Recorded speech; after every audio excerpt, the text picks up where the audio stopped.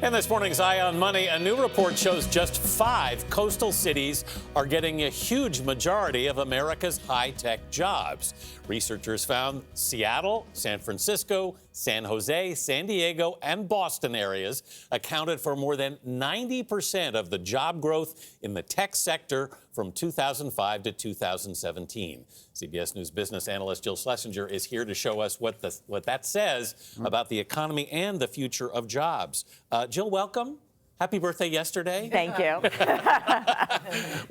Let's start with this. Why is it concentrated in a few areas? You know, these are innovative industries, and they have found that clustering in these small areas gives them access to a very highly educated pool of talent. They get to the sophisticated supplier chain and education institutions. And they actually say that putting these areas in sort of a small concentric circle allows those companies to be more productive, and that's why they are settling in these cities. But why those areas as opposed to North Dakota, South Dakota? Well, I think that those cities have that great combination, and I think the problem is the cities that are selected. Yeah, that those cities winner take all. I mean, when it starts breaking in that direction, it becomes. And I think the problem is that you see it in a lot of these cities that there is a real downside to this clustering effect. First of all, as you said, some of the smaller cities, they miss out on it.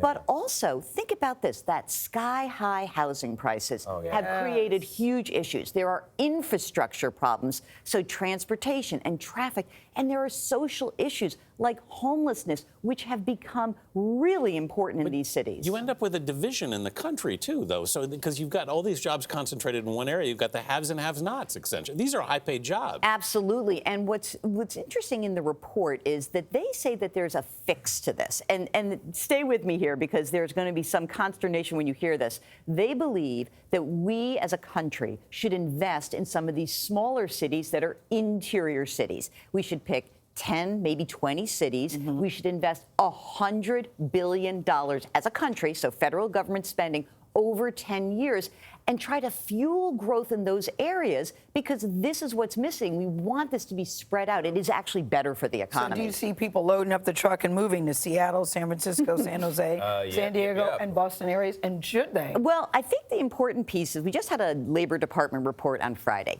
This is a very select group of professionals, and I wouldn't just load up the truck yet. We found out that, in fact, we had job creation, 266,000 jobs created in the month of November. It was spread out all over, but we are seeing some jobs created in certain sectors. So we know that there's tech, but there's also healthcare, right? We also know that we have transportation and warehousing and financial activities, and we are seeing some spreading out. But these jobs in particular, it's a fascinating statistic from the report. They represent just 3% of all jobs, but 6% of total economic output. So this is where the growth lies. Pay a lot better than a lot of jobs, too. Indeed. 2 economies. All right. Thank you, Jill.